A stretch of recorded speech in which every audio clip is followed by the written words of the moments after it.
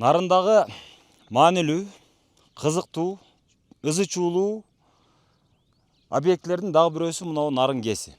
Муну баягы орусиялык компания курам деп, анан чала була куруп, кийин аны курбай, акырында Кыргызстанды 39 миллион доллар доого жыгып коюп кетип калган, таштап кеткен объект ушул. Бул объект ушул нарын кеси иштеп кала турган болсо, ушул нарындын бүт облусун болбосо дагы жок эле дегенде бир районду ушул колтуктан көтөрүп эле бутуна тургузуп кете турган объектилердин бирөөсү ушул болчу. Азыр эми орустар кетип калган, орусиялык компания. 39 миллион доллар кыргыз өкмөтүнүн мойнуна илинген. Азыр эч ким жок, мынантип чөп басып бул жатат. Анан эми ушул, абалы ушул. Эгер сиз органдарга арызданбай, президентке кайрылбай, блогерлерге жалынбай эле үй алууну кааласаңыз, анда эч экиленбей Golden House компаниясына келиңиз. Себеби Golden House'тан үй алсаңыз, курулуштун бүтүшүн саргайып күтпөйсүз, батирлеп жүрбөйсүз, сахар, давление, инфаркт болбойсуз. Ал бул деп акчасын санаганыңызча мынантип бүтүрүп, дарбазасын коюп, суу, свет, газын улап, колуңузга документтин карматып коюшат. Golden House утурумдук пайдага эмес, түбөлүктүүлүккө умтулат.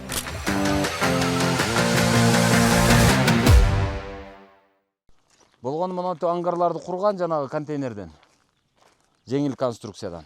Бир нече объект экен. Ошого 39 миллион кетти деп, ошону кыргыз өкмөтүнүн сотко жыгып койгон. Эми эгерде бул иштей турган болсо, нарындын окуу жайларына гидроадистери даярдалмактагы студенттер көбөймөк, нарындын окуу жайы бутуна турмак. Ал студенттердин эсебинен ошол квартплат алып, квартирага берип, ошол жерде нарындын эли өнүкмөк, нарын шаарынын.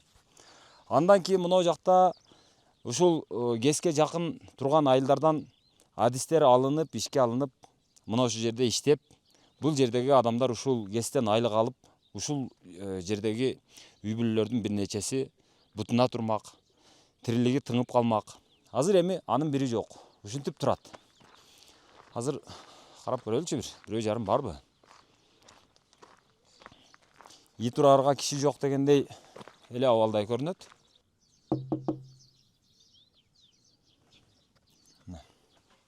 Кароол да жол экен. Ушундай эми туугандар. Азыр эми наркы жакта жана кече көргөзгөн баягы эки нарын деп коет экен. Ошо эки нарындын баягы кичи нарын менен чоң нарын сууларынын кошулуп, нарын болгон жерден ылдыйракка нарын каскад курулат. Ошон үчүн баягы ал каскад курулганда суунун деңгээли көтөрүлүп, көлмө болуп. Анан баягы эски көпүрө жараксыз болуп калат. Жаңы көпүрөнү дагы ошол деңгээлде кура турган болсоң, ал дагы жараксыз болуп калат. Ошон үчүн ага азыр убактылуу көпүрө куруп турабыз. Кийинчерээк ошого чоң, ошол суунун деңгээлине жараша бийик кылып көпүрө салабыз дешип атат. Эми ал жерге дагы убагында Атамбаев жанагы ачылышын жасап, анан бир таштан эстеликти коюп, ошол бетондон. Ал бетондун астына өзүнүн саатын көмүп, жана капсула салып аткан учурунда. Ошентип ачылыш кылган, ал дагы калган. Бул дагы калган. Ошентип турат. Азыр мынау темирлер эми иштебей атып чирийт окшойт. Же азыр бирдеме кылып, ушуну бир жаңысыл кылып, же Кыргызстандын балансына, карамагына өткөрүп алып, Кыргызстан өзү башка инвестор таап, башкача шарттар менен иштетип алабы, же ушинтип жата береби, же кайрадан орустар менен кайрадан келишип, кайрадан мамиле кылабы, аны Кудай билет. Нарындагы көйгөйлөрдүн дагы бирөөсү ушул. Москвадагы боордошторго орустардын оозун ачырган, ооруну кууп качырган Айтылуу Алибековдун клиникасын сунуштайбыз. Тишиңиз ооруса да, ичиңиз ооруса да, онтоло оонап жатпай, Ваш доктор Алибеков клиникасына баш багыңыз. Сапатына баасы бап келген Ваш доктор Алибеков клиникасы Москвадагы Измайловский метронун 3-Парковая 12 дарегинде жайгашкан. Клиника укол саю, сүннөткө отургузуу, тиш дарылоо кызматтарынан сырткары кош бойлуу аялдарды каттап, төрөткө чейин байкоого алат. Дарт аныктоого зарыл анализдердин баарын аткарат. Алибековдун клиникасында үй бүлөлүк дарыгерден баштап терапевт, стоматолог, хирург, гинеколог, невропатолог, травматолог, уролог, кардиологко чейинки дарыгерлердин мыктылары топтолгон. Клиника заманбап лаборатория жана эксперттик класстагы УЗИ менен жабдылган. Бул клиника Яндекстеги рейтинг боюнча орусиялык клиникалардын алдыңкыларына кирет. саламаттыгыңызга сак болуңуз. Азыр эми КТР деген бар, ЛТР деген бар. Андан сырткары жана башка маалымат каражаттары деген бар. Анан кошоматчы блогер кесиптештерибиз бар. Эми алар айтып атат. Нарында көп жакшы иштер болуп атат. Нарында бул башталды, мынау курулуп атат, тиги болуп атат, мынау бүттү деп атышат. Эми аны мен деле кайра эле көрсөтө бергенден маселе жок, мандем чыкпайт. Ошон үчүн мен эми баягы мындай кемчиликтерди, бүтпөй аткан нерселерди, азыркы абалды да көрсөтүп берейин да. Мисалы мына ошол нарын, эки нарын жолу. Бул Сооронбай Жээнбековдун маалында курулуп баштаган экен. Анан ал кеткенден кийин токтоп туруп, ошодон бери токтоп турат экен. Азыр эми муну кылабыз, бүтүрөбүз дешип атат. Бирок азырынча менде качан бүтөрү жөнүндө так бир маалымат жок. Чынын айтайын. Ушундай. Азыр президент кече маалымат жарыялаптыр. Мамлекет тарабынан ушул шаарларды, аймактарды өнүктүрүүгө миллиарддаган акчалар бөлүнүп атат. Ошол акчалардын иштетилишин, алардын жумшалышын, алардын эффективдүүлүгүн кайрадан бир катар анализ кылып текшерип чыгабыз дептир. Сонун болот эле. Ошондой болсо, мынага окшогон жолдор неге бүткөн жок? Булар не үчүн мынантип жатат, не үчүн эл нааразы болуп атат, нааразы пикирлер каяктан жаралып атат, ошонун түпкү ким бирөө айтмакчы, иттин өлүгү ошондо табылат эле. Каякта жатканы, кайсы жерге көмүлгөнү. Эми мен азыр нарындын жетекчилерин, нарындын чоңдорун тилдей бербей, сындай бербей, уруксат берсеңиздер сунушумду дагы айтайын. Сунуш мынандай. Бизде Айыл чарба министрлиги деген бар. Илимдер академиясы деген бар. Айыл чарба министрлигин бүтүндөй министр өзү эмес, вице-премьер-министр Бакыт Төрөбаев мырза 2 жыл бир тизгинде өзү кармап отурат. Мен ошолорго кайрылгым келет, түз эле кайрылгым келет. Же Айыл чарба министрлигин жоюп, ошодон үмүттү үзөлү, же болбосо аны иштетели. Илимдер академиясындагы чалдарды дагы же аларды көчөгө кууп чыгалы, же болбосо аларды кадимкидей иштетели. Алар чыксын дагы кадимкидей иштесин. Мен сунуш кылат элем. Мисалы мына нарын. Нарында ушунчалык чоң килтейген жерлер жатат. Бардыгын чөп басып жатат. Эч ким иштетпейт экен. Болгону чөп гана алат экен. Алса, анан анча-мынча бед айдашат экен. Мындай спарсет деп коебу, ошону айдайт экен. Адамдарга 50 сотуктан жер берилиптир ар бир адамга. Жөн турак үй курганга. Ошол турак жай курганга берилген 50 сотуктан тамаркасы дагы чөп басып жатат экен. Ушуларга мындай бир жол көргөзгөн, аларды мындай бирдемеге багыттаган бир долбоор болсо жакшы болот эле. Мисалы караңыздар. Мына Илимдер академиясы көчөгө чыксын, монтип келсин нарынга, келип туруп бул жердин топурагын изилдесин, топурагынын туздуулугун изилдесин, минералдарын изилдесин, аба ырайын изилдесин. Анан ошонун негизинде бул жерге мынау өсүмдүктү эксе болот. Мынау өсүмдүктү экпей эле койгула, убара болбогула деп айтсын. Адамдарды жыл сайын жаз алдында Кызыл Кыянын мына Кадам жайдын жанындагы 3 коргонго алып барсын. Гиляс өсөбү, анда гилясты алып келдирсин. Бадам өсөбү, бадамды алып келдирсин. Малина өсөбү, малинаны алдырып келдирсин. Элди үйрөтүш керек да, мындай элди кичине тарбиялабаса, булар ошо малга таянып эле, малынын туягын санап эле жүрүшөт. А малынан көп деле жанагындай бербей калды азыр. Мал өзүнүн жеген чөбүн актабай калган учурлар бар. А ошодон көрү, балким мынау жерлерди башкачараак максатта колдонуп, башкачараак максатта иштетсе, бир түшүмдүүлүгү артабы, элдин кирешеси көбөйөбү, балким бул жака картошка эктириш керектир бүтүндөй. Эгерде ошондой боло турган болсо, мисалы мынау жолду булар айтышат, жолду оңдоп бербейт деп. Бирок мен кээ бир учурда айтам, неге оңдоп бериш керек? Силерден эч нерсе албасак. Силер эч нерсе өндүрбөсөңөр. Силер дотацияда отурсаңар, силерди ошентип баягы жалпы республикадан түшкөн салык несебинен силерди бага берелиби? Андан көрө силер бир нерсе бергиле да, мисалы башка жактарга окшоп өрүк бергиле. Башкаларга окшоп мисалы малина бергиле, гиляс бергиле, кем бергиле, анан кийин жолуңар оңдолсун да дегенге туура келет. Андай деш үчүн булар бизде малдан башка эч нерсе жок. Кенди бузса анда экология бузулат деп коюп отурушат. Макул, андан башка мына ушул жерди мындай өндүргөнгө анча-мынча турист багышат экен. Турист баккандан тышкары дагы бул жер өнүгүш керек да. Мушунча жер жөн эле жатат. Азыр ошол Айыл чарба министрлиги чыгып алып, кадимкидей мына жерге келип, бул жерди анализдеп, бул неге болот, неге болбойт десе болот да. Мисалы мен кече Кытайга барып келдим. Кытай менен бул жагы чектешип турат. Кытайдын Аксу деген шаарында, Аксу өрөөнүндө Биздин эле мынау Ысык көлдүн ак суусу барып Кытайга куят экен. Ошо биз жактагы ак суу Кытайда дагы ак суу деп аталат экен. Ошол жер жаңгактын кени экен. Балким мына жака жаңгак эгиш керектир. Жаңгагы болгондо дагы жумурткадан чоң болот экен, тооктун жумурткасынан. Аны көргөнсүңөр, көргөзгөнмүн. Балким бул жака ошентип жаңгак эктириш керектир. Балким бир мамлекеттик акцияларды жасаш керектир. Ошого мисалы мынау акимияттар, райондук администрациялар, облустук администрациялар жөн эле өйдөдөн кат келсе ылдыйга жиберип коюп, ылдый жактан кат келсе өйдө жака жиберип коюп, жөн эле кат ташыгыч болуп отургандан көрө ошолор бир чыгармачылык менен иштеш керек да. Алар бир демилге көтөрүш керек да. Аларга Илимдер академиясы кайсы бир сунуштарды бериш керек да. Кайсы бир заказдарды ушундай жерди аныктап берчи. Мына жерге эмне кылсак болот? Мына жерге эмне кылсак болбойт? Ошону аныктап элге айтып бербейлиби? Деп балким Айыл чарба министрлиги ошолорго мындай бир заказдарды бериш керектир. И ошонун негизинде анан кийин элге келип, ой, туугандар, мынаны экпегиле, туура болбогула, бул жерде болбойт. Себеби силерде аба ырайыңар мындай, жериңердин шарты мындай, шамалыңар мындай. Ысык күнүңөр аз, же көп, же өтө ысык, же болбосо өтө суук деп айтыш керек да. Кыскасы азыр ушинтип отурабыз азыр. Эл өзү менен өзү, министрлик өзү менен өзү, министрлик уже телевизордо чыгып сүйлөгөндөн башка жумушу жок. Менин көз карашымда. Кредит берип атат туура. Ал ишкерлерге берилип атат. Ишкерлер ал анча-мынча нерсенин эбин тапкан кишилер. Алар ансыз деле билет. Кантип акча табышты, кантип бир ишкердик кылышты ансыз деле билет. Бирок мына жактагы карапайым элди сүйлөш керек да.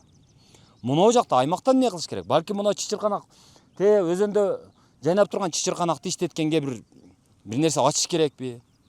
Же болбосо чычырканакты көбөйтүш керекпи? Же аны тердирип, анын баасын кымбаттатып, ошону бир популяризация кылыш керекпи? Ошолорду кайра иштетип, Бишкекке, Ошко же болбосо башка өлкөлөргө экспорттой турган бир жолун табыш керекпи? Ал үчүн кайсы бир ошол чычырканакты иштетем деген ишкерге, кайра иштетем деген ишкерге биз мынча кредит беребиз деп жарыя бериш керекпи балким? Мына жакта малина жакшы болгудай. Кээ бирлердин үйүндө малинаны көрүп атам. Малинаны кайра иштеткендерге ушунча кредит беребиз деп чыгыш керекпи? Же мына жакта карагаттын жаңы сортторун алып келип иштеткендерге аларга кредит беребиз бекер деш керекпи? Же болбосо картошка өндүргөндөргө кредит беребиз деш керекпи? Же картошканы кайра иштеткендерге беребиз деш керекпи? Кыскасы ошентип бир элди шыктандырыш керек го деп ойлойм да. Анан буларды баягы илгертен мал багып жанын сактап келсе, бул малдын району деп коюп жөн эле таштап койгон туура эмес го дейм. Биз кирешени көбөйтүшүбүз керек да. Качанга чейин нарын дотацияда жата берет? Качанга чейин нарын ушинтип баягы өздөрү айтмакчы баягы жетим баладай болуп кала берет? Бул жака баштап көңүлдү буруп, анча-мынча акчаны салып, бул жердин элин бирдемеге багыттап, мынаны кылгыла айланайындар, мындан мынча киреше табасыңар деп бир экөөнү көргөзүп кое турган болсо, башкалары ээрчип кылып кетет. Ошону кылгандан кийин анан бул жактан продукциянын көлөмү көбөйгөндөн кийин, анан кийин мына жолду салсаң, ал актайт өзүн. Андан кийин мына жака баягы транспорт көбүрөөк каттай баштайт, эл келе баштайт, жерлеринин баасы кымбаттай баштайт, элдин кирешеси көтөрүлө баштайт. Анан азыр айтып атабыз. Кече Текебаев дагы бир туура нерсени айтты. Текебаев айтып атат. Биз Бишкекти аябай күчтөндүрүп ирдик деп атат. Бишкек ошонун айынан Бишкекке агылган адамдарды көтөрө албай калды деп атат. Канализациясы көтөрө албай атат, суусу жетпей атат, свети жетпей атат, жолу ошо жолдо жүргөн адамды баткыра албай калды. Ошон үчүн элди аймактарда кармаш үчүн мына аймактарды өнүктүрүш керек эле да. Аймактарды өнүктүрүшкө ошол борбордо отуруп алып, ошо көчөдө пробкада отурган министрлер ойлонуш керек да. Бул эмнеге мынчалык пробка көбөйүп кетти деп. Эл эмнеге эле Бишкекке агылып атат деп. Аймактан эмнеге качып атат деп ойлонуш керек да. Аймактан качырбаш үчүн эмне кылышыбыз керек? Балким мына жакты чындап эле баягы мен айткандай, же жаңгакка багыттайлы, ушул нарынды, же Ысык көлдү. Туризм дейбиз, элдин баардыгы турист тоса албайт. Элдин баардыгы турист тоскон жанагы туризм менен алектенип кете албайт. Балким кетер, бирок ал бир аймак болушу мүмкүн. Мына жактагы ал турист тосуш үчүн мындай чоң гектарлаган жердин кереги жок да. Ал бирөөнүн үйү гана болот. Ошо 50 сотуктан берген жериңер жетет ага. Мына жерлерчи? Муну кантип иштетебиз аны? Бул ушинтип чөп басып жата бериш керекпи? Мен Бакыт Төрөбаевга түз эле кайрылгым келет да. Бакыт Төрөбаев мырза, мына сиз келдиңиз. Сиз мурдатан керек болсо президенттикке аттанып жүргөнсүз. Мен келсем Кыргызстанды өнүктүрүп берем деп жүргөн адамдардын бирисиз. Ал деген сөз сизде көз караш болуш керек да. Сизде мындай бир эгерде Кыргызстанды мондай кылсак монантип өнүгүп кетет эле. Ошентсем мен өнүктүрөт элем деген сизде көз караш, мындай бир өзүңүздө бир программа болуш керек эле да, максат болуш керек эле да. Ошол максатыңызда азыр деле мүмкүнчүлүгүңүз жок эмес да, сизде бар да азыр. Сиз эми вице-премьер кызматында турасыз. Демилге кылсаңыз жарашат. Бирдеме сөз айтсаңыз үнүңүз угулат. Сиз менен адамдар эсептешет, бийлик эсептешет. Демилге көтөрсөңөр, туура, ушуну туура айтып атат дейт балким. Туура эмес болгон болсо аргументтештиришиңиз керек. Ал өзүңүздүн ошол көтөрүп чыккан демилгеңизди коргошуңуз керек. Кана ошондой эмени мен көрбөй атам да. Барып эле көрүнгөн жерде баягы эмелерди анча-мынча бир жерлерди сындап коесуз же бир кыдырып гана коесуз, барып бирдеме лента кесип коесуз. Аны менен иш бүтпөйт атпайбы? Могу жакта ушунча гектар жерди ким иштетет, кантип иштетебиз? Ошол боюнча бир көз карашты мисалы сиздерден укпай атпаймынбы мен? Мен сындабайын деп атып кайра сындап кеттим, бирок эми чын-чынына келгенде бул демилге да. Бул сунуш. Туура эле кабыл алыңыздар. Ыдырыс ушундай эле акылдуу болуп кеттиңби деп жанагы Акылбек Жапаров айткандай кабыл албаңыздар сиздерден сураныч. Эми чында мына гектарлаган миңдеген гектарлар жатат да. Бул акыры иштеш керек да, бул жемин бериш керек да. Жөн эле чөп басып жата бербеш керек да. Туура мен бир жагынан түшүнөм. Буларга нарындыктарга чөп жетпей атат.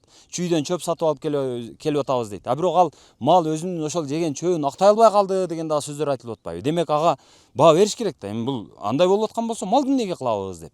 Малды балким адистештирип мисалы бир чоңураак бир нече гектар жерди бөлүп берип, чоңураак бир фермерлер гана кылсын, жөнөкөй адамдар кылбай эле койсун.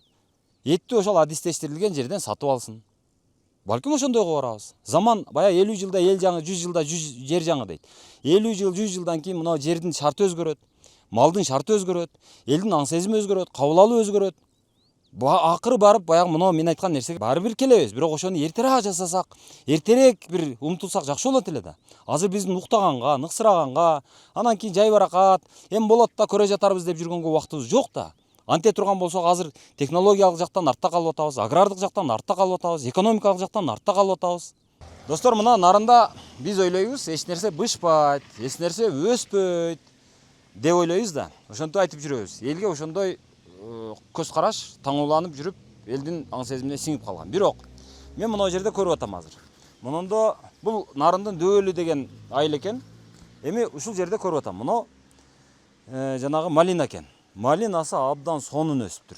Малина аябай жакшы уруктаптыр. Анан мына жерде алмасы бар экен. Алмасы дагы ушул тим эле аябай королоптур. Наркы жакта өрүк бар экен. Өрүк дагы королоптур.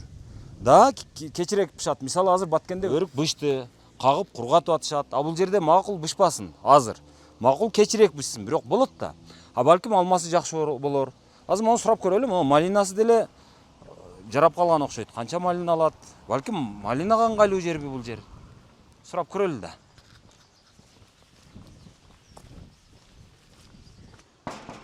Ассалому алейкум. Кандай, жакшысызбы? Кире берсем болот, а? Мен мына сизден мындай тамаркаңыз элдикинен башкача экен. То есть мына малинаңыз бар экен, алмаңыз бар экен. Ошолоруңуз өсөбү, өспөйбү? Бул өсөт. То есть алма бышабы, бышпайбы? Чала бышат, ошо неме сокко болот да. Сокко болот. Малиначы? Малина бышат.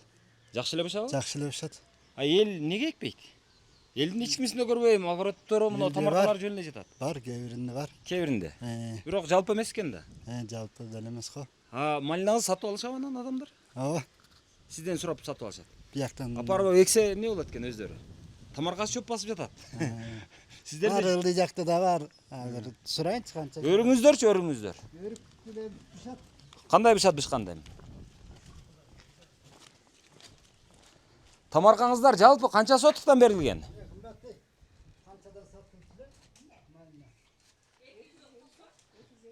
250ден сатасыздарбы? Кандай, жакшысызбы? Азыр мен нарынды аралап жүрөм да. Карасам элдин бардыгынын наркы жакта 50 сотуктан жанагы эмеси бар экен, тамаркасы бар экен. Ошонун бардыгы чөп басып жатат.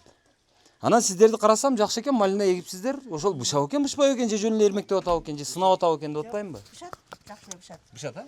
Жок, бул жерде 8 эле сотик. Ошо бул жака эле болгон неменес айдап жүрөбүз. Наркы айылдагыдай болуп 50 сотуктай жер берилген болсо сиз жыргатмак экенсиң да? Жакшы эле айдамакпыз аны. Баягы барга кор жокко зар экен да. Өрүктөн варыйна жасайбыз, сок жасайбыз. Өрүк кайсы айларда бышат? Чөп тарта баштаганда эле сентябрга жетпейт. Сентябрда бышаган. Сентябрда аяктап. Жакшы эле бышабы? Ооба. Как болобу болбойбу? Как болбойт биякта эме жапайы да. Жапайы болуп калат. Алма болсо жанагы эме болуп калат. Жана раечка да. Анан сок компот жабабыз.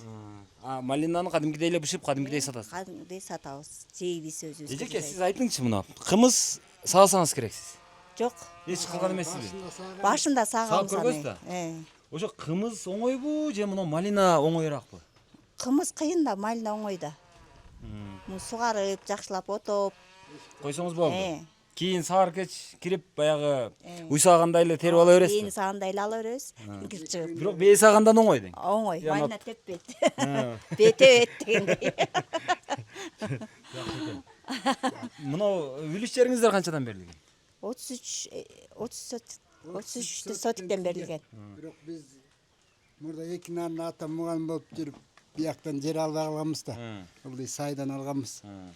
Сай суураакпы же кандай? Сай менен мына жактын айырмасы кандай? Бияк аякка ак топо көп чыкпайт. Бияктыкы кара топо болуп жакшы чыгат да. Ошо неме болот.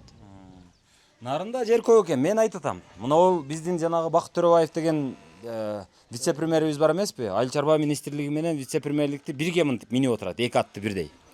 Анан ошол кишиден мен демилге күтүп атам да. Мына нарында ушунча кең жер бар экен. Не эксе болот деп бир анализ кылып көрбөйсүңөрбү? Мына Илимдер академиясы деген килтейген эмебиз бар. Жалаң баягы элдин тыңымын, элдин каймагымын деген чалдар барып отуруп алышкан эйлеп. Кылган ишин билбейм. Мына жерге келип, топуракты анализдеп, аба ырайын анализдеп, сууну анализдеп, анан кийин ой туугандар, мынандай эккиле, мынаны эге ора болбогула деп элдин көзүн ачып, бирдемеге багыттап койсо, балким бул жакта мен кече Кытайга барып келдим, Кытайдын ак суусу мынау көлдүн ак суусунун эле наркы тарап отурбайбы? Анан ал жакта жаңгактары жумурткадай болот экен, жумурткадан чоң болот экен. Балким мына жака жаңгак жакшы болобу? Ошолорду анализдеп айтып берсе, силер ошону кылсаңар, балким жөн эле малдын артынан жүргөндөн көрү ошо жакшы болобу деп ойлоп атам да. Жок, бизде жаңгак өспөйт да. Өспөйбү? Эгип көргөнсүзбү? Жок, эгип көргөн эмеспиз, бирок өспөйт да, бышпайт. Жылда мурда деген буудай айдалчу, азыр буудай чанда эле киши айдап калды, атак чыкпай калды да көп. Азыр арпа, картошка, анан малина, Дагы? сабиз, кызылча ушулар менен эле алектенебиз да. Эгерде көбүрөөк жерге болсо малинаны көп эксеңиздер, мисалы бүтүндөй нарынга алып барып, нарынды камсыздасаңыздар жакшы эле болгудай го, Бишкекке жеткирсе деле болот. Андай боло, эми көп айдагандар бар. Барбы? Мисалы үчүн алышта мен эжемдердики көп айдашкан. Канча алышат түшүм? Түшүмүн билбейм, ушуса көп алышат да. Биздикинен, биздин бул жерден азыр деген бир эме 10 чакага чейин алсак, алардыкы андан биздикинен көп алышат алар. Баягы эрте бышар алмаларды эгип көрсөңүздөр, азыр мынаңыздар кеч бышар алма булар. Эрте бышар алмалар бар. Баягы мисалы мен Ноокаттан боломун, Ноокат тарапта майда эле бышат. Май июнда бышат. Ошол алмаларды бул жака алып келсе августтарда жакшы эле бышкыдайбы дейм да. Анан балким ошо эрте бышарды алып келсе бул жакта кечирээк болуп, дагы көбүрөөк эме болобу. Анан жанагы дагы эмне өсүмдүк бар эми? Андан башка. Клубника жакшы эле болобу? Клубника жакшы эле болот. Бизде жер тар да, ошон үчүн айдабайбыз да. Мына жакта кең эле жайыттар, жайыт сыяктуу жайнап эле жатпайбы? Алар эми ар ким элдики да. Жок, ошолорду айтып атам, жалпы элге. Гилясчы, гиляс. Гиляс азыр мисалы гиляс мынау Кадамжай эме тарапта аябай байытып атат. Кече май айларында бышкан. Май июндун башында бышкан. Азыр июндун этектеп калды. Гилястан кадимкидей адамдар миллионер болуп атат. Эмне үчүн ошол мисалы сиздер дагы ошондой миллионер болсоңуздар болбойт, гиляс сатып эле. Гилясты Кадамжайга барып, Үч Коргондон баягы үйрөнүп келип алып келип туруп бул жака көп гиляс айдап, андан мисалы килограммын канча 320-350 сомдон сатышты. Мисалы мен биздикинде 5 түп гилясыбыз бар. Апам 320-350дөн сатты ошону. 40-50 миң акча болуп калат да апам өзүнөчү эрмектегенге. 5 түп эле да бизде кичине. Чоңураак көбүрөөк эксең көп эле болот. Ал миллиондоп саткандар бар. Балким сиздер ошентип көрөсүздөрбү? Гиляс өспөйт го бизге. Өспөйбү? Бияк суук келет да. Биякта деген жаз келатканда бир суу каржайт да. Ошо кезде алма болгон эле болсо гиляс деле болуш керек го деп ойлойм да. болбойт өрүк болуш деле керек. болуп турго. Өрүк болгон болсо гилас болот да. Анан ал салкыныраак жерде, шамалыраак жерде. Жанагы эме кылып сакташ керек да, жанагы биз жанагы түтөткө коюп атпайбызбы, ошол суук болуп аткан учурда түтөткө коя калып анан ушуну алып калабыз да. Анан жана мөндүр да күйүп кетет да. Быйыл мөндүр болгон жок, ошон үчүн жакшы болуп калды окшойт да. Жылда ошондой болот да. Макул. Айла жок дейсизби, мына терек жакшы болот экен го. Эмнеге терек экпей тал эле эке бересиздер? Биз жака ушундай теректер айдалат. Жок, ал терек бар экен. Эми терек жок дегенде баягы курулуш материалына жарайт. Тал жарабайт да. Отундан башкага. Көлөкө берет, отун берет. Андан башка пайдасы жок. Жок дегенде сиздер терек экпейсиздерби, тал экпей? Теректи сатсаңыздар болот да. Ооба, терек жакшы эле окат. Ак эмне- терек, көк терек айдалып жүрөт. Меники жер тардап атпаймынбы? Жок, элди айтам. Эл айдаса болот да эми. Айдашпайт. Айдап атат, кээ бирлери айдайт. Жакшы эле. Бүтөмдүктөн алып келип айдашат. Бүтөмдүктөн? Бүтөмдүк эмес, өзүнөн эле мындай сайып койсоңуздар. Черенкадан эле чыгат, ушунан жазгысы черенкалап. Калемче кылып эле. Макул болуптур, жакшы кылыңыздар. Дамас дейсиздер? Рахмат. Дамас дейсиздер? Нан эме кылыңыздар анда. Ости. Нан. Кимиз? Жармачпайсыздар. Жок, жармачпайсыз. Нан. Жолдо жүрөбүз азыр эме кылбай эле. Нан эле остейбиз. Бисмилла. Мисалы мынаны караңыздар. Мунун огороду жөн эле жатат экен. Мисалы наркысы эме айдаптыр ушу жерге, кичинекей жерге. Малина айдаптыр. Мунуку эч нерсе айдалбаптыр. Анан булар жанагы түтөмдүктөн алып келебиз дегенде караганда мына теректер деле жакшы теректер эмес булар. Бул мурдагы оригинал кыргыздын тереги эмес булар. Кийин бир каяктан ушул жана тамырлуу теректер чыкты, ошолор бардык нерсени өлтүргөн. Ошондой жаман теректи булар ылгай албайт экен да, ошону алып алышат экен. Бул жакшы болбойт, жумшак, ирейип кетет. 5-6 жылдан кийин куурап калат. Ошондой бир жүдөгөн терек. Эми мунун тамаркасын көргөзөйүн. Же буларда курсак ток. Же ушул тажрыйба жетишпейт. Мисалы мунун караңыздар. Мына да жөн эле жатат. Мына жакты караңыздар, чөп басып жөн эле жатат. Эгерде Баткенде, Арабанда, Ноокатта, Сузакта, Жалал Абадта ушундай жерлер болгон болсо бир калтырбай эме кылмак. Мына мисалы мына эмне айдаган, бир аз будай айдап койгон окшойт. Наркысы беде айдап коюптур. Мына карасаңыздар. Наркысы мынантип дүпүйтүп тал эгип коюптур. Талдын эмне кереги бар эле бул жерге? Мыналар дагы тал экен, эч нерсеге жарабайт отундан башкага. Мына жактарды караңыздар. Эч ким карабай дагы, үй да ташталыптыр. Эми кыскасы эгин эгип эме кылган эч ким көрүнбөйт. Бир мындай. Наракта бирөөсү малина эгет окшойт, тыңыраак малина көрүнүп турат. Наркылардыкы жөн эле жатат. Эми мен эс үйрөткөндөй болбойн, бирок эми ушундача жерди көргөнүңдө ушунча суу, мына суу бар экен, жер бар экен, аба ырайы жол берет экен. Демек бул жерге ошентип тамаркалар тосулуптур. Демек бул жерде ушинтип иштетип көбүрөөк каражат алса болот дейм. Неге болбосун? Бишкекке барсаң, Бишкек гиляска зар болуп отурат, малинага зар болуп отурат, кулпунайга зар болуп отурат. Акча деген ошол жерде агып жатат. Болгону мына жерден бирдеме кылып эле алып барып, ошону терип алыш. Мына терек эккенде эле киши чанда экен. Мында карасаңыздар, теректен тал көп экен. Пайдасы жок. Кайра эле ушул Сагынбай Орозбаков көчөсүндөмүн. Наркы жактан түз жол келиптир. Бул жактан келип мондой болуптур, наркы жактан мондой болуптур. Мына жерди мындай түздөп койгонго ушул жерде нарын архитектурасынын эрки жетпептир да. Мына ортодо көрсө столба бар экен. Ошол столбаны алганга кудурети жеткен эмес окшойт. Азыр наркылар мондой болуп келет экен, булар мындай болуп келип бурулат экен. Кыскасы ирейитип салыптыр бүт элечи. Мен ошон үчүн айтып атам. Нарындын архитектурасын кайрадан окутуп чыгыш керек. Болгондо да мектепти кайрадан окутуш керек депчи. Мына мындан түз салса болбой беле, жолду. Мына жерди неге мындай кылып койгон дейм да, мына жок дегенде мынанчалык түздөп койсо болбой эле. Мынауга түздөп эле мынтип. Же болбосо наркы жактан өзү мындайраактан эле алып келсе болмок да мындай. Неге ушундай кылып адамды бул жерде атайын кыйнаган бир программа иштейт окшойт мындай. Азап тарткыла. Ушул жерден аман эсен өтсөң өттүң, өтпөсөң ушул жерде жанагы авария бол деген сыяктуу. Бул баягы эмне деп койсок, испытание бул эмне деген. Я assalomu alaykum, qandaysыңар? Я мына жолду неге мынтип ирейитип салган? Мына кесилиштим, неге мындай түз эле кылса болбой эле? Оюң кандай өзү негизи ушул жер? Бул деген былтыр эле ишке бердиби? Былтыр келип туруп ушул жерден ушундай алып жасап коюшту. Кандай экен а? Эми неудобный эле да, тияктан бери келаткан мисалы мен го билем бул жерде жашайт. Билбеген киши тияктан келип кандай авария болот мисалы. Бул жер эчтик эмес. Могу жерден барып тияктан кайрылган жерден былтыр менин кошуна жеңемди түсүп кетти. Ошол жер жаман, же лежащий жок, же кандай бир ограничение скорость жок бул жерде. Бул жерден тиякта жаман. Бул жер Жок, бул жерге ограничение скорость койгонго эми болбойт да эми баары бир. Шаардын ичиндеги чоң эле жолдордун бири да бул. Макул. Кайсы мына кургак учук жак эмеспи? Могу жол барып турабыз, бүтөт.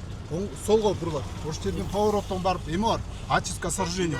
Достор, Кыргызстан чакан өлкө, Кыргызстан алакандай кичине өлкө дегендер бекерлерди айтыпсыңар.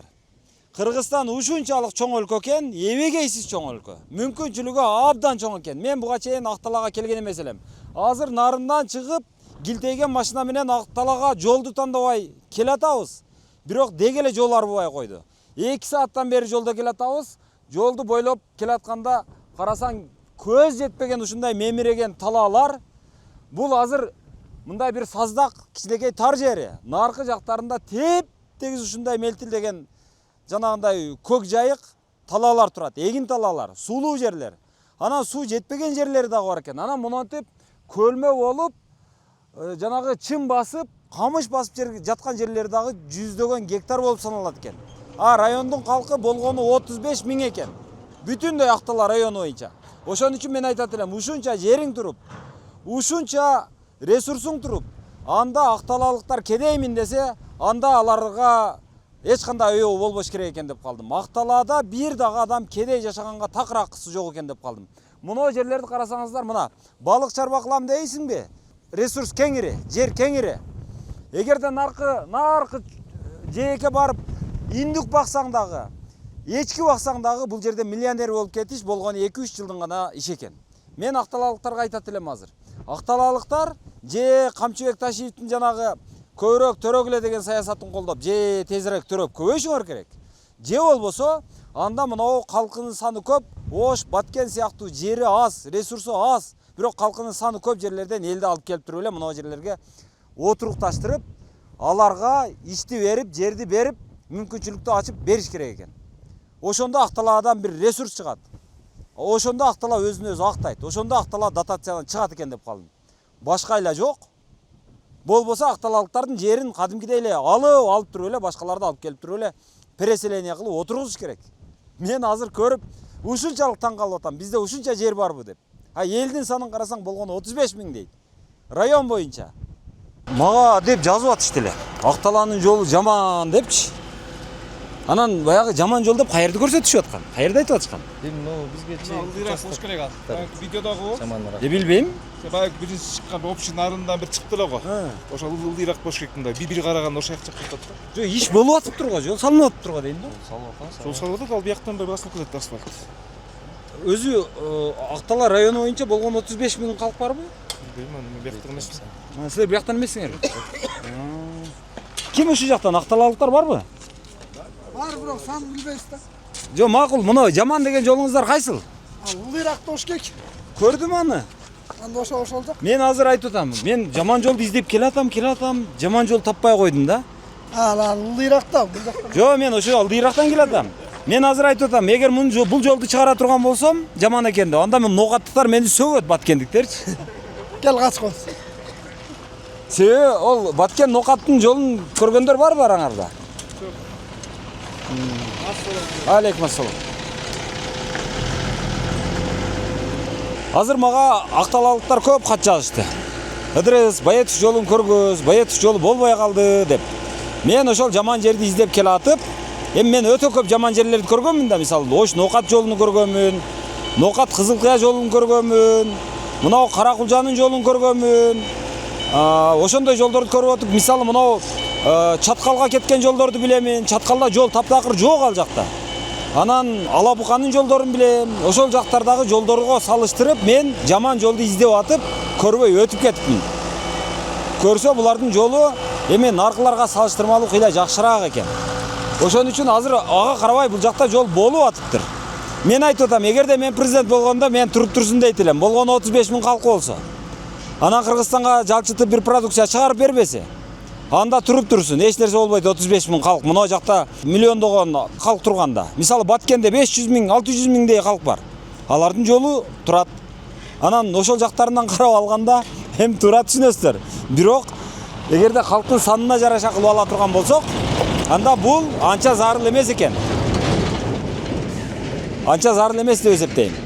Калкынын саны көп, продукцияны көп чыгарып аткан, экспортко көп чыгып аткан эмелерди, региондордун эмесин жолун биринчи кезекте жасап, алардыкын чоңураак кылып жасап, чоңураак мындай кеңирээк кылып жасаганга мен бүт аракетимди жумшамакмын. Ошон үчүн азыр кечигип атат, башка дешип атышы мүмкүн, бирок эми кечиксе дагы болуп атыптыр.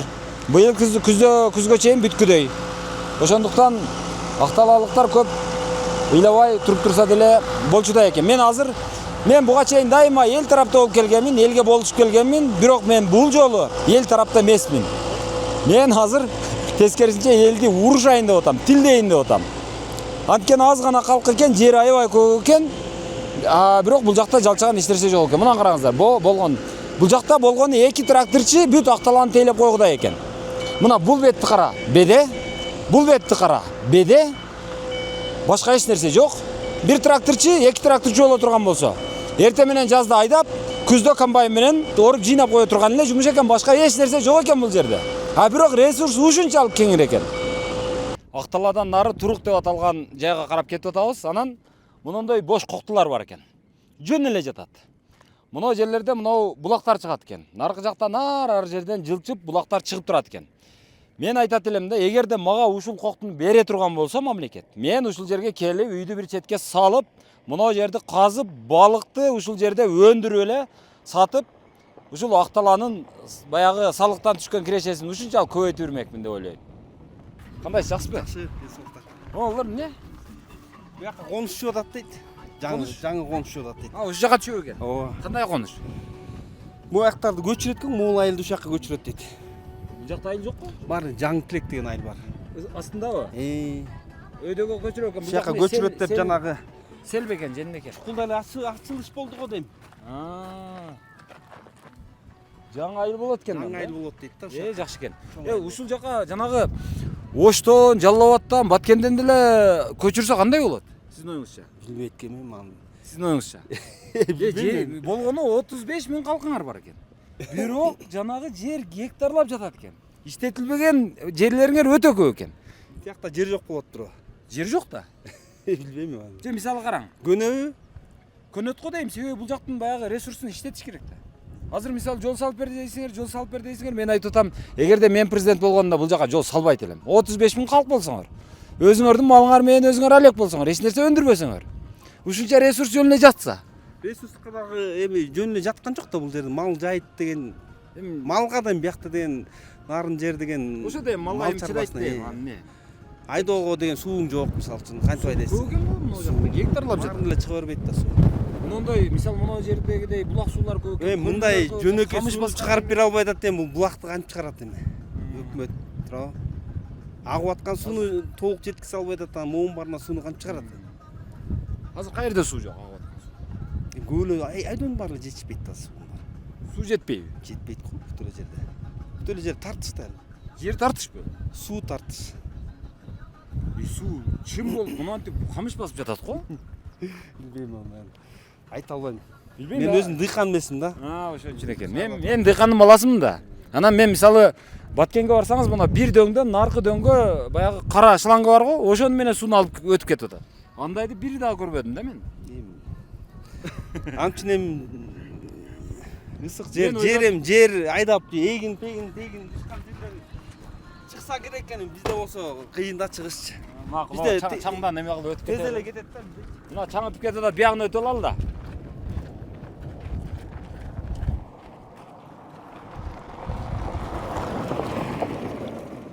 Коркпойт экен, мындан азыр таш ыргытып берген болсо, азыр мына жака кайып, мынаны сүзмөк азырчы. Макул анда. Силерди көрүп эле учурашып. Ооба, түшүндүм, макул, рахмат. Мына жака бир жаңы айыл түшөт экен, ошого мына столбаларды алып келип коюшуптур, мына трансформаторлорду алып келип койгон окшойт. Анан бул жерде жаңы айыл болот экен. Мына жакта этекте айыл бир конуш бар экен, ошону бул жака көчүрөт экен. Мен сунушту айта элем. Урматтуу президент, урматтуу ушул аткаруу бийлиги дейли. Элди аралаштырып, коллаборация кылып, биринин бириндеги маданиятты бириндеги аң сезимди бирине аралаштырыш керек экен деп калдым. Себеби булар малга көнүп алыптыр, малдан башка эч нерсе бул жерде болбой тургандай көз карашта экен, а бирок мына жактагы ресурсту, мына жактагы мүмкүнчүлүктөрдү ошол жери жок, ресурсу жок, тар жерде жашап, иштеп, нан таап жеп аткан, мисалы мына өлкөнүн түштүк региондорундагы адамдарды алып келип аралаштыра турган болсо, бул элге кыйла байлык болмок деп ойлойм. Себеби алардын кылганын көрүп, бул эл деле баягы ушунча болот турбайбы деген бир нерселерге аралашып, бир ою байыбы деп ойлойм да. Ошон үчүн ушундай жаңы конуштарды салган болсоңуздар, ошол элди бүт региондордон алып келип туруп, жерим жок дегендерди, мүмкүнчүлүгүм жок дегендерди алып келип туруп эле ушундай жерлерге аралаштырып бериш керек го дейм. Себеби ресурс көп экен, жер кенен экен, мынага окшогон кокту колоттор жөн эле жатат экен, чын болуп. Азыр мисалы мен өзүмдүн кичинекейимден билем. Кичинекейимде биз дайыма мондой жерге барып айылдан чым чапчубуз. Ошол чым чабынды жерди дагы азыр адамдар тосуп, ошол жерлерди дагы иштетип атышат. Кээ бири балык чарба кылып атат, кээ бирлери мындай бак кылып коюшту, кээ бирлери гилас эгип салышты. Кыскасы алып эле жер аттуунун бардыгын иштеткенге аракет кылып атат. А бул жерде бош жер ушунчалык көп экен. Суук дешет, мен суукту деле байкап айтам. Суук болгондо деле бул ат башыдай суук эмес экен. Ат башын түшүнөм мен, ат башы аябай суук. Эми баягы айла жоктун иши болот экен кээде. А бирок мына жакта анчалык суук жок экен да.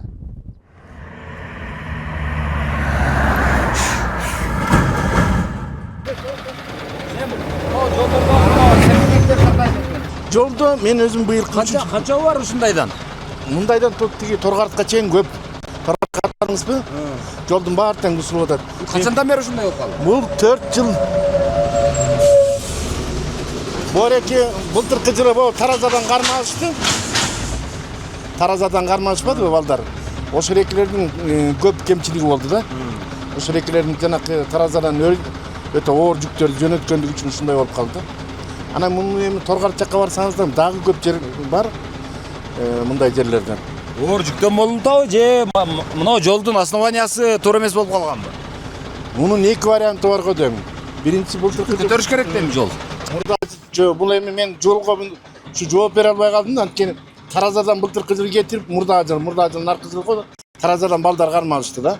А мен ошол экинден көрүп жүргөм да.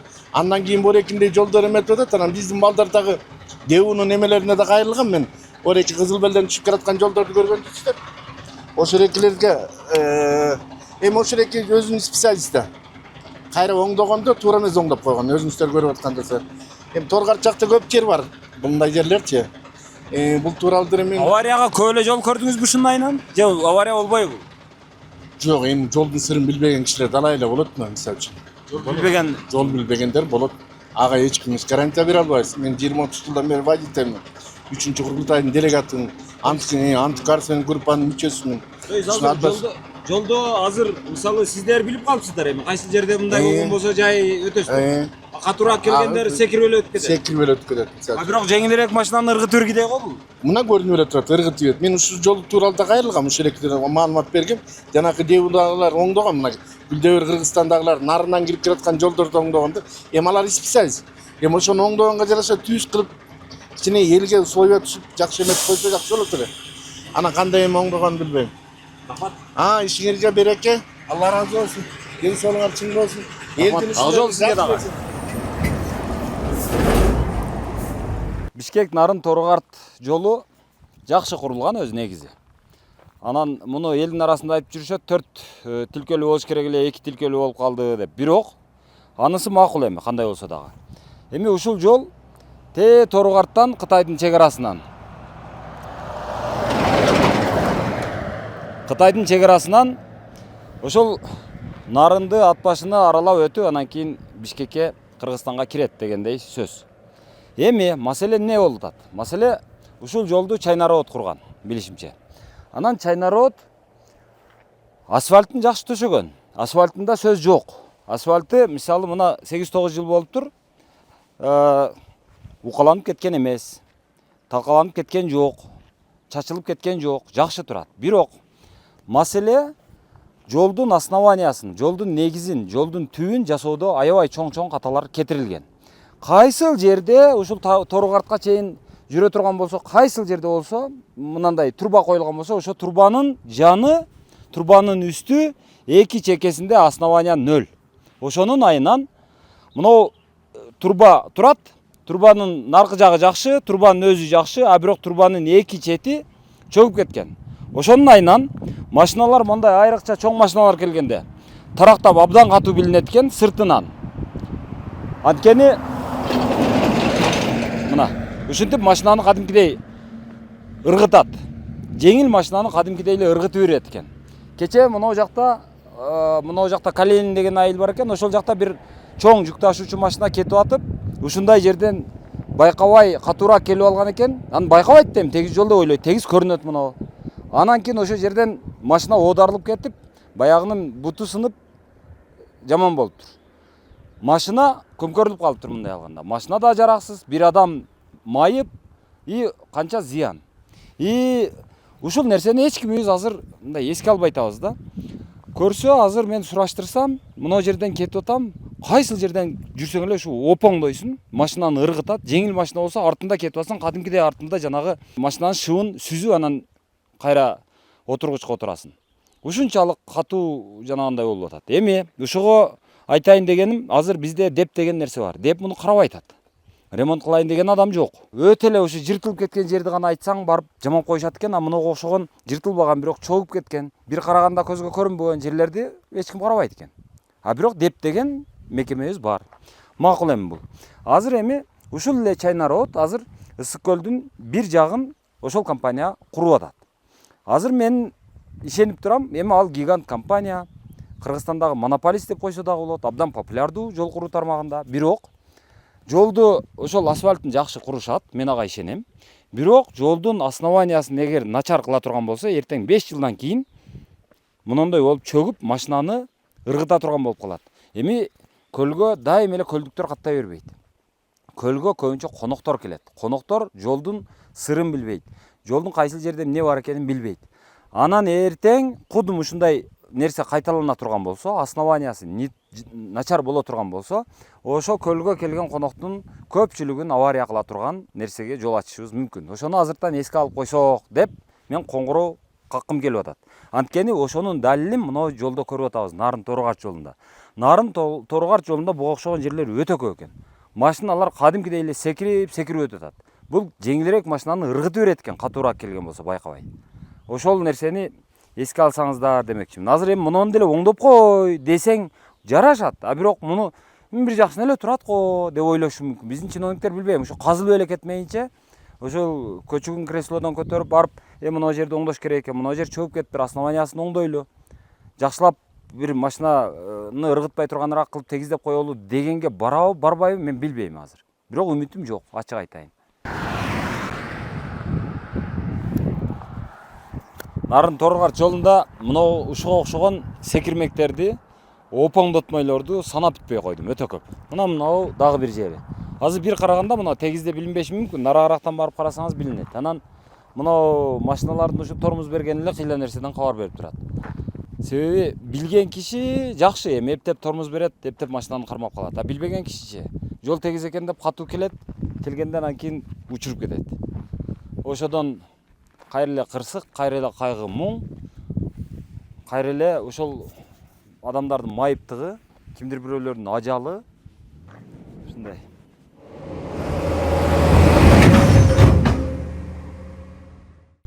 Баятан бери ушул Нарындын ар райондорун кыдырып жүрөм. Анан Акталаны, Нарынды көрдүм, Нарындын кеңдигин көрдүм. Айрыкча Акталанын кеңдигин мен мынчалык деп ойлогон эмесмин.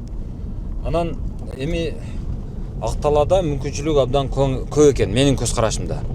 Аба ырайы деле өтө жаман эмес экен.